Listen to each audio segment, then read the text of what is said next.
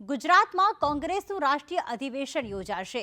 કોંગ્રેસના નેતા રાહુલ ગાંધી 2 દિવસ ગુજરાતના પ્રવાસે આવશે, જેમાં 7 અને 8 માર્ચે રાહુલ ગાંધી ગુજરાત આવશે। કોંગ્રેસના રાષ્ટ્રીય અધિવેશનમાં તેઓ ભાગ લેશે।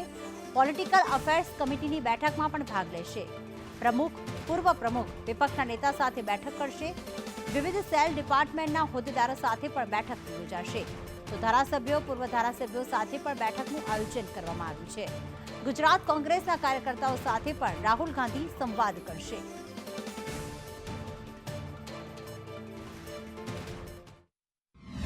ગુજરાતને સૌથી પહેલા સંગઠનમાં પ્રાથમિકતા આપીને એની માટેનો જે પાયલોટ પ્રોજેક્ટ છે એઆઈસીસી જિલ્લા સ્તરે અને બ્લોક કક્ષા એટલે કે તાલુકા કક્ષાને મહત્વ આપીને એને મજબૂત કરવા માટેનું જે નક્કી કર્યું છે, નિર્ધારણ કર્યું છે, તેના ભાગરૂપે કોંગ્રેસ પક્ષના અમારા રાષ્ટ્રીય નેતા, લોકસભામાં કોંગ્રેસ પક્ષના સમગ્ર વિપક્ષના નેતા શ્રી સન્માનીય રાહુલજી 8મી અને 9મી 2 દિવસ માટે એટલે 7 અને 8 માર્ચ અને ત્યારબાદ અમારી વિવિધ બેઠકો થશે 7મી અને 8મી માર્ચે।